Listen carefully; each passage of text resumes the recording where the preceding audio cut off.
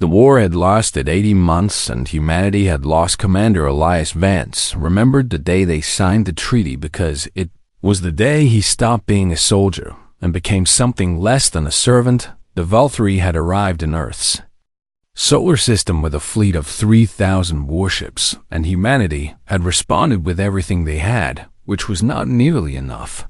Humans were new to the galactic stage, and they had made the mistake of expanding into territory the Valkyrie considered sacred. The insect-like alien stood 8 feet tall with armored carapaces that shimmered blue and green in the light and compound eyes that saw in spectrums humans could not imagine.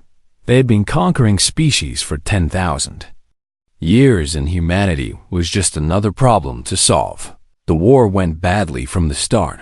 Human ships were fast and their crews were brave, but bravery means nothing against plasma cannons that could crack a planet.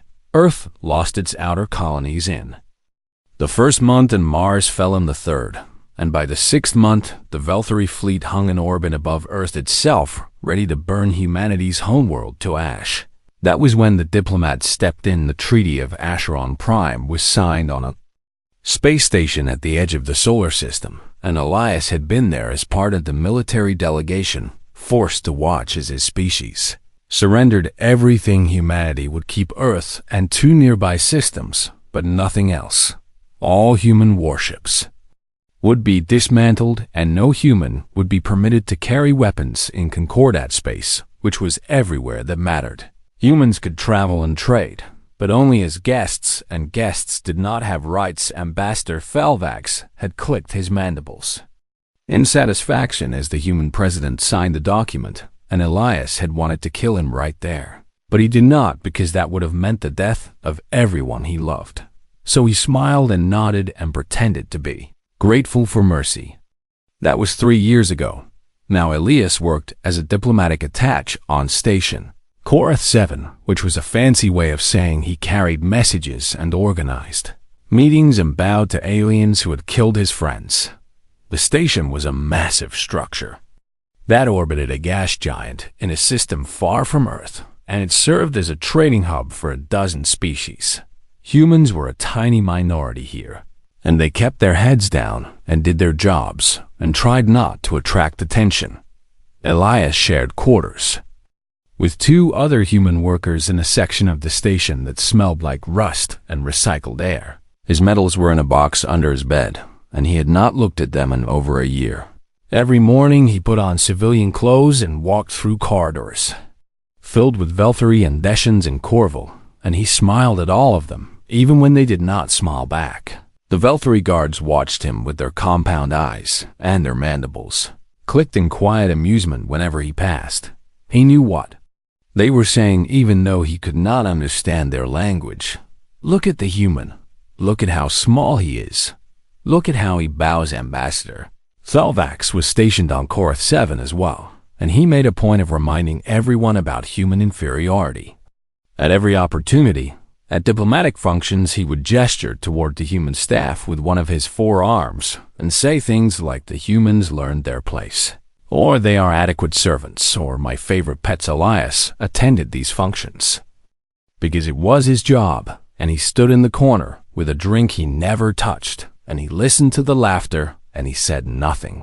His supervisor was a woman named Director Hayes, who had also served in the war, and she told him once that patience was its own kind of weapon. The Valkyrie think they broke us, she said, but they only broke our ships.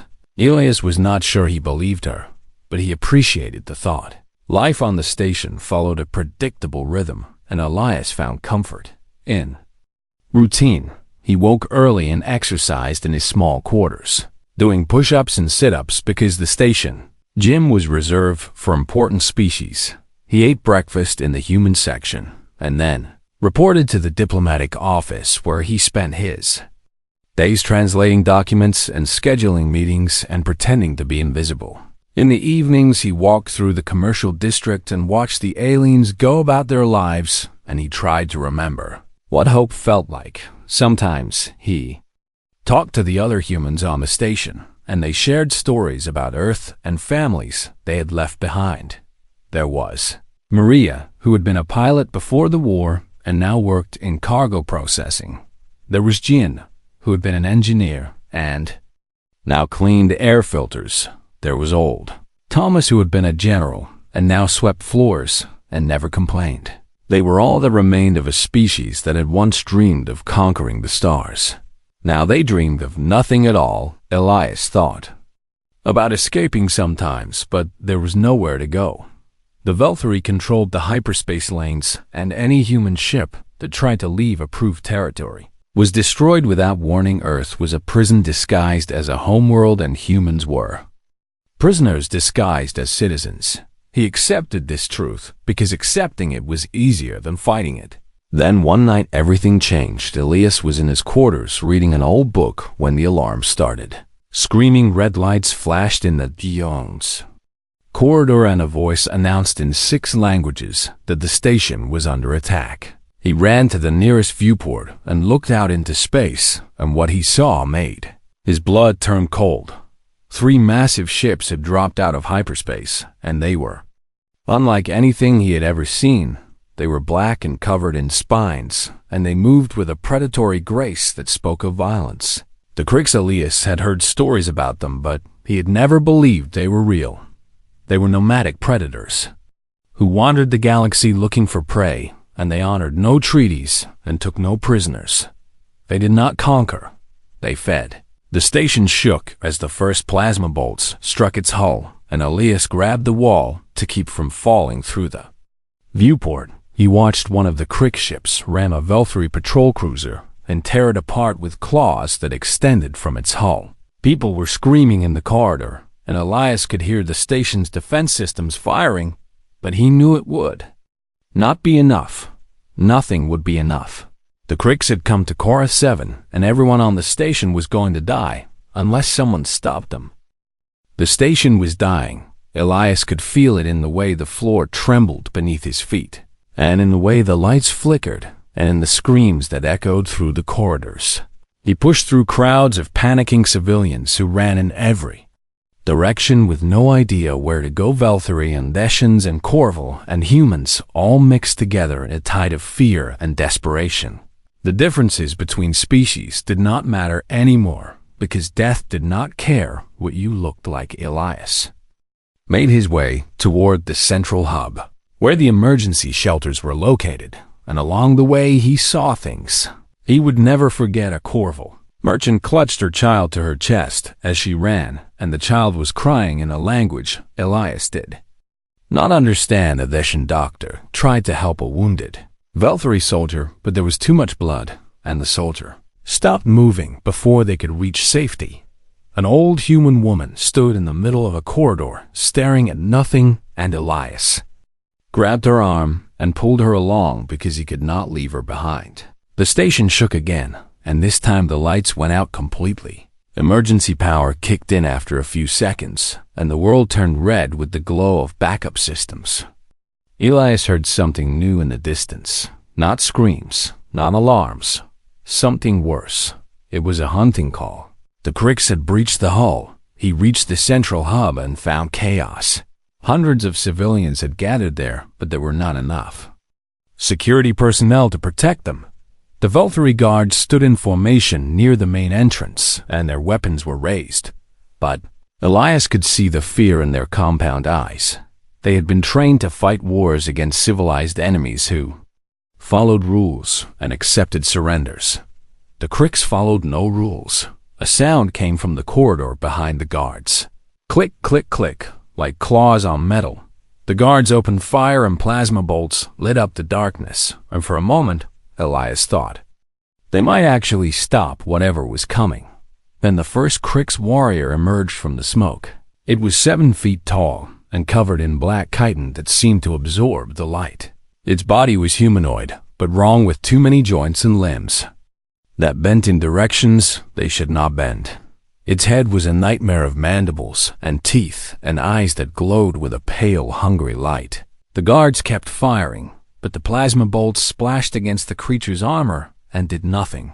It moved faster than anything that Psi should be able to move, and it was among the guards before they could react. Elias watched the Velthari soldiers die. They died screaming and begging and trying to run, but the Krix warrior cut them down with claws that could slice through steel. Within 30 seconds, the entire squad was dead, and the creature stood among their bodies and raised its head and made that hunting call again. More calls answered from deeper in the station. There were many of them. The civilians screamed and ran in every direction, but there was nowhere to go.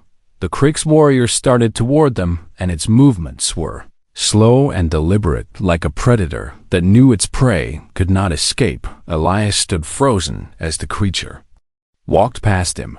It did not even look at him because he was just another piece of meat waiting to be harvested. Something broke inside Elias in that moment, or maybe something woke up. He looked at the dead Velthari guards, and he saw their weapons scattered on the floor among the blood and the bodies. The treaty said humans could not carry weapons in Concordat space. The treaty said humans were servants who had learned their place. The treaty said a lot of things. Elias picked up a plasma rifle from a dead guard's hands. The weapon was warm, and it hummed with power, and it felt right in a way that nothing had felt right in 3 years. The Krix warrior was reaching for a young Deshan who had fallen and could not get up. Elias raised the rifle and fired. The plasma bolt caught the creature in the back of the head, and it stumbled forward. Not dead, not even close to dead, but it stopped.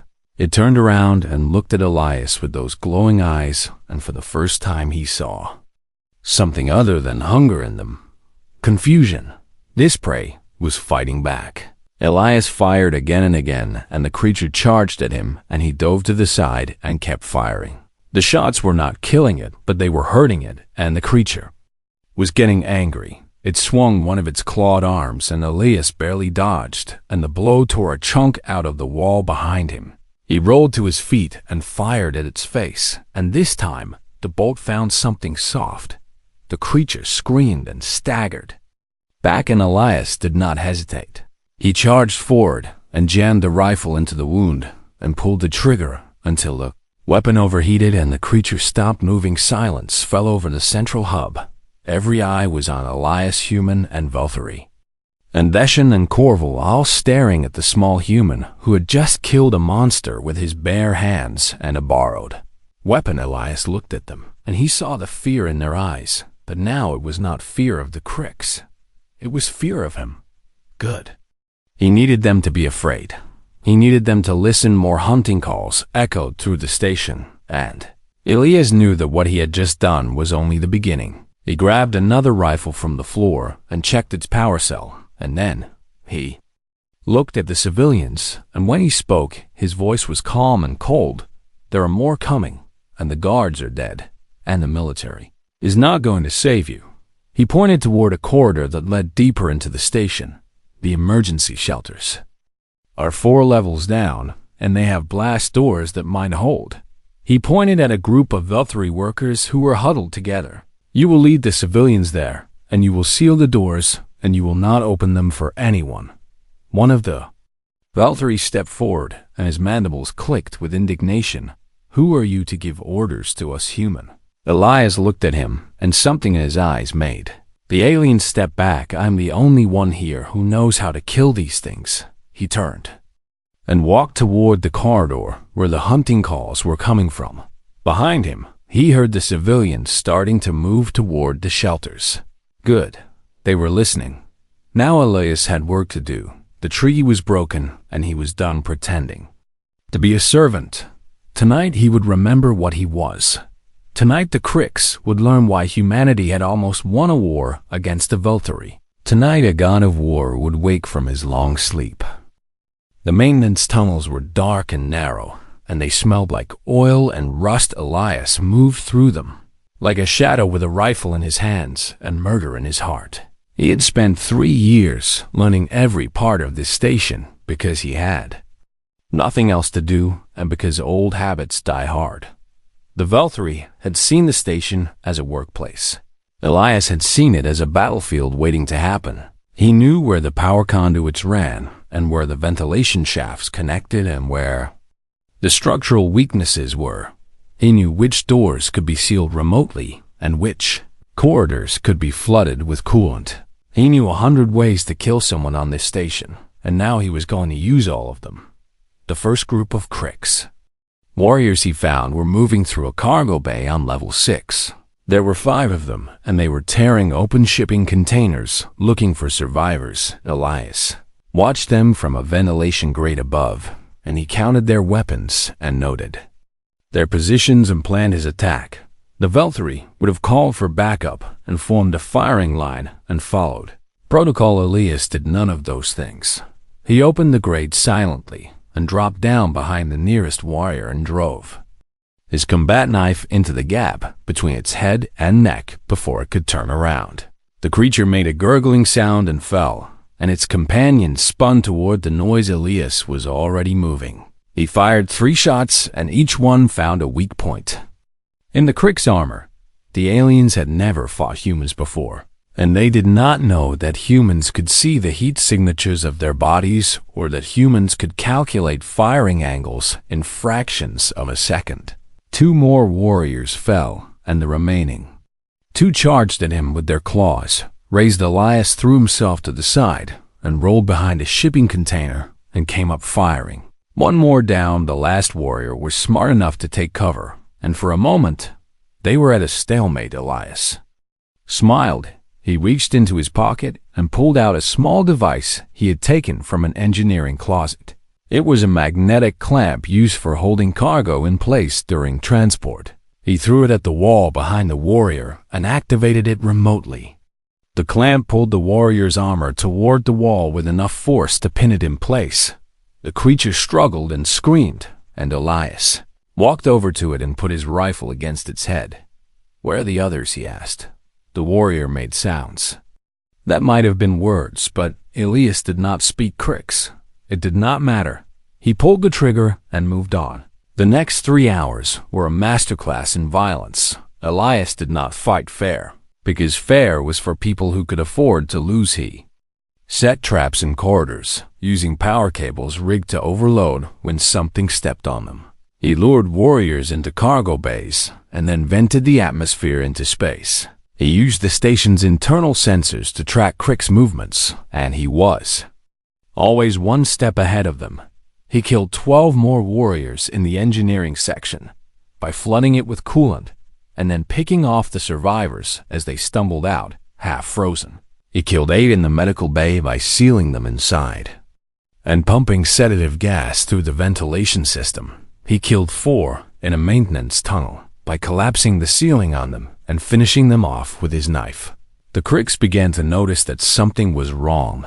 Their communications were filled with confusion and fear. They had come to this station expecting easy prey, and instead they had found a predator. 1 warrior transmitted a warning to the others before Elias killed him. "There is something hunting us, and it is not like the others, and it adapts and it learns, and it does not stop." The warning spread through the Kricks ranks, but it did not help them. Elias was everywhere and nowhere.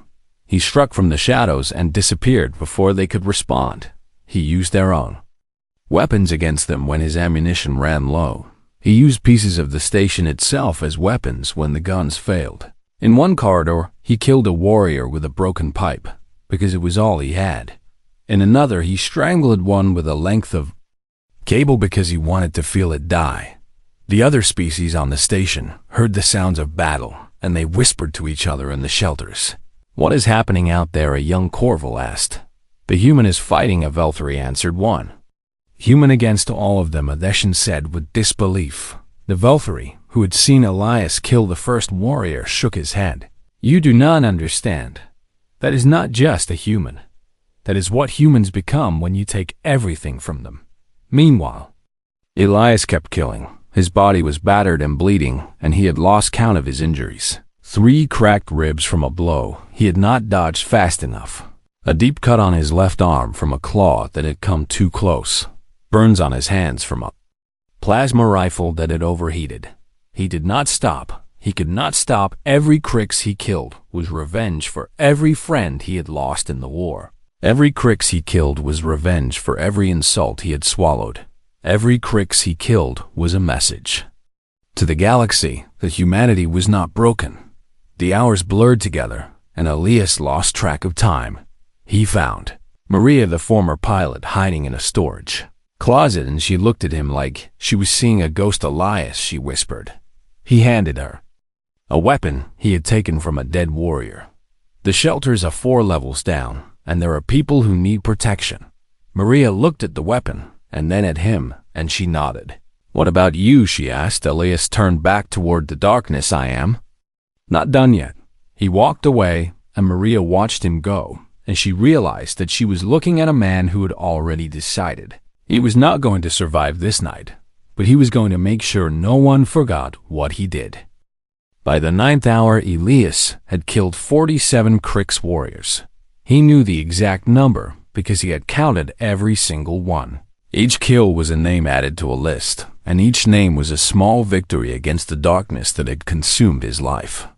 For 3 years, his body was failing, and he knew it. The cracked ribs had become broken ribs, and every breath was agony. His left eye was swollen shut from a blow that had nearly killed him.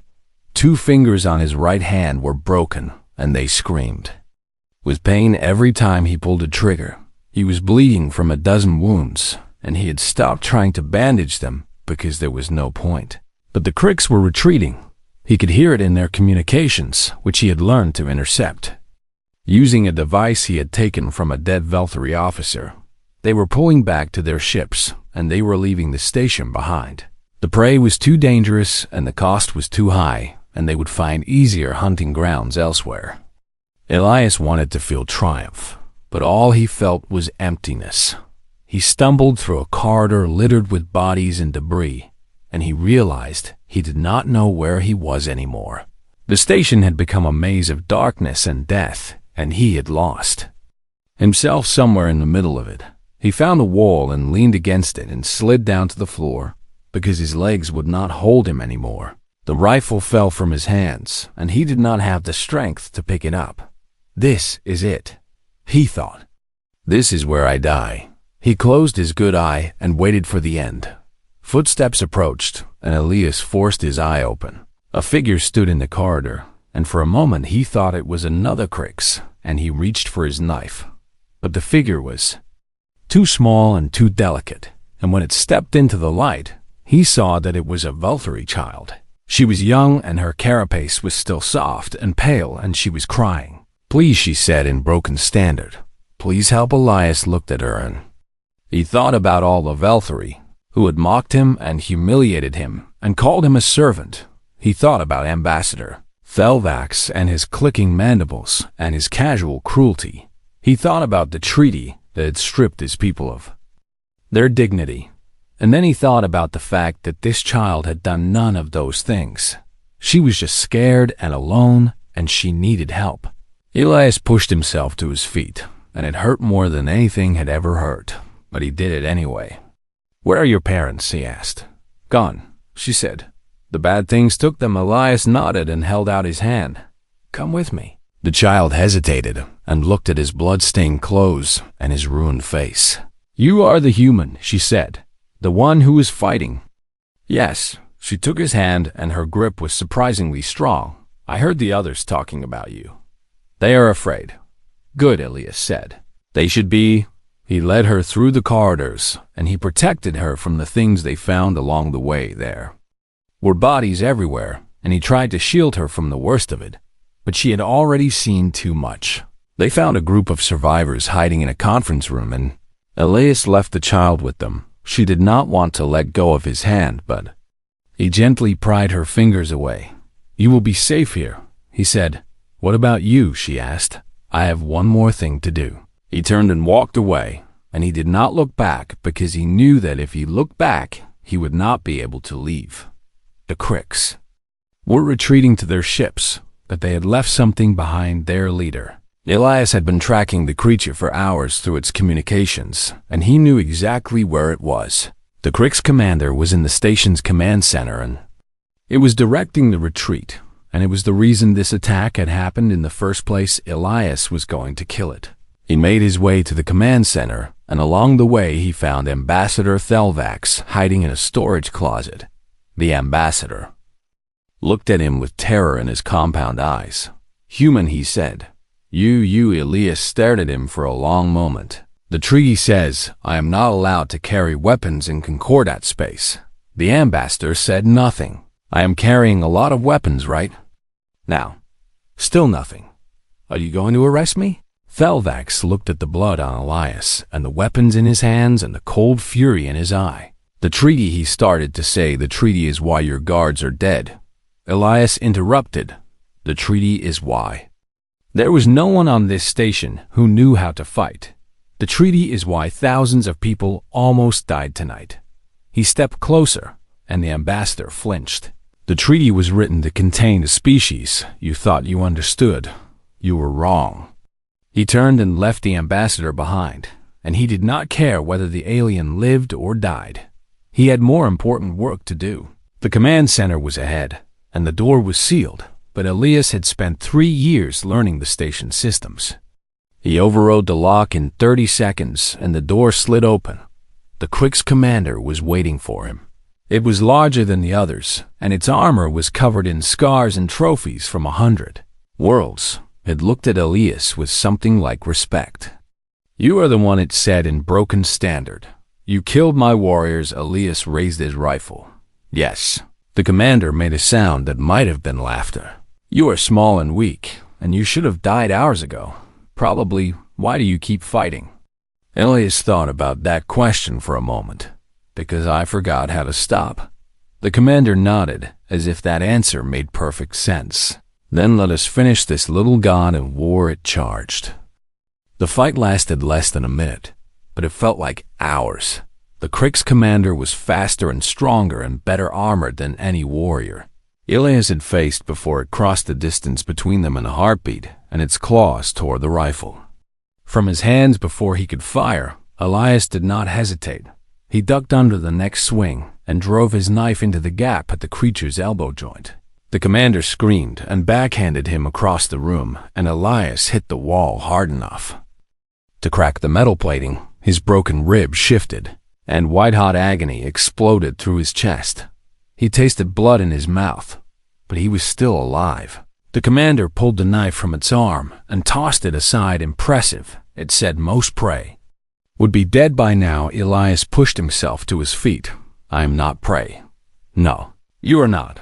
The commander charged again, and this time Elias was ready. He grabbed a console from the command center and threw it at the creature's face and used the distraction to dive for his rifle. His broken fingers closed around the weapon, and he rolled and fired. The shot caught the commander in the chest, and it staggered but did not fall. Elias fired again and again, and the creature kept coming. Its claws found his shoulder and tore through flesh and muscle, and Elias screamed, but he did not stop firing.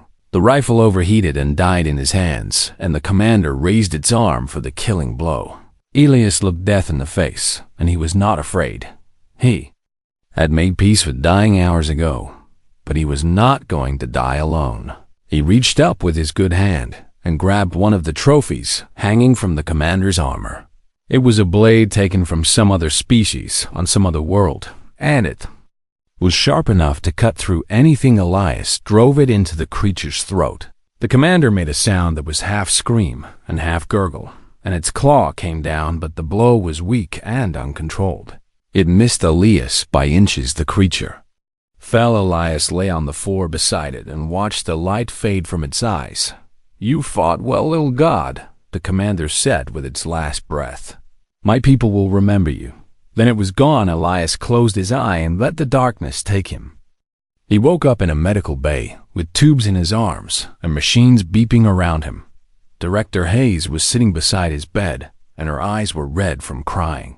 "You stupid brave idiot," she said. Elias tried to smile, but his face hurt too much. "Did everyone make it?"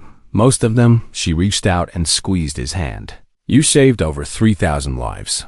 "Elias." He nodded, and that small movement sent waves of pain through his body. "The Kriegs gone. They left after their commander died, and they have not come back. The doctors said you should have died a dozen times over. You lost so much blood and you had so many injuries that they did not know how you were still breathing." Elias looked up at the ceiling. I did not have permission to die, Hayes laughed even though there were tears on her face. The Galactic Council is having an emergency session. Everyone is talking about what you did. Footage from the station's security systems was leaked to the news networks. Billions of people have seen. A single unarmed human take on an entire Crix raiding force. Elias closed his eye. I broke the treaty. Yes, you did. Are they going to arrest me? Hayes was quiet for a moment. I do not think anyone is going to arrest you ever again. The days that followed were a blur of recovery and interviews and political chaos. The Galactic Council debated what to do about the human who had violated the Treaty of Asheron Prime so spectacularly. Some demanded his arrest and punishment. Others argued that he should be celebrated as a hero. Ambassador Thelvax gave testimony before the council, and Elias watched the recording from his hospital bed. The human violated the treaty, the ambassador said. He carried weapons in Concordat space, and he engaged in combat. Without authorization, there was a long pause. But without him, we would all be dead. He looked directly at the camera, and his mandibles clicked slowly. The treaty was written to contain a species we thought we understood. We believed that by taking their ships and their weapons, we had taken their ability to fight. We were wrong. Humans do not need ships to be dangerous. They do not need weapons. They only need a reason. Admiral Chen Wei spoke next, and her hologram flickered with the distance. Between Earth and the council chambers, you took our fleet, she said. You took our colonies and our pride and our place in the galaxy. You called us adequate servants, and you laughed at us for 3 years. But you never understood what you actually defeated. You beat our military. You never beat us. The council chamber was silent. Humans do not surrender, Admiral Chun continued. We adapt, we endure, we wait, and when the moment comes, we remember what we are. Commander Vance is not an exception. He is an example. Every human in the galaxy watched you treat us like animals for 3 years, and every single one of them could do what he did. You should ask yourselves what happens when the rest of us remember that we are not servants. She paused and let her words hang in the air. We are predators wearing the skins of prey, and now you know it. 6 months later, the Treaty of Asheron Prime was formally dissolved, not because humanity demanded it, but because the other species finally understood. What they were dealing with. Elias returned to Earth for the ceremony, and he stood in the crowd as the human president announced that humanity was free again. There were cheers and celebrations and tears of joy, but Elias felt strangely empty. Director Hayes found him standing alone on a balcony overlooking the city. You should be happy, she said. We won. Elias shook his head. We did not win. They let us go because they realized we were more trouble than we were worth. Is that not the same thing? No. Elias looked up at the stars. Winning would have meant they respected us from the beginning. This is just fear. Hayes stood beside him and followed his gaze. Fear is a start. Maybe he was quiet for a long moment on Chorus 7. There was a Velfari child who lost her parents in the attack. I heard she has been asking about me. Hayes nodded.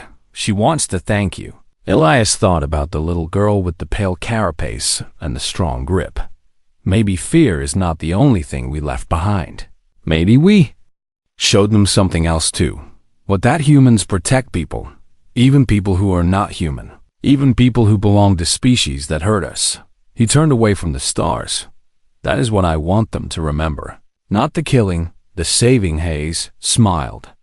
Then make sure they remember on Station Chorus 7, which was still being rebuilt. A small memorial had been erected at the spot where Elias Vance had made his last stand before collapsing. People from a dozen species came to leave offerings there, and among them was a Velfari child who placed a small flower on the ground every week. She never forgot the human who saved her. None of them did. And somewhere in the darkness between stars, the Crix told stories about the little god of war who had taught them fear. They would never return to Concordat space again, because gods have long memories and humans never forget.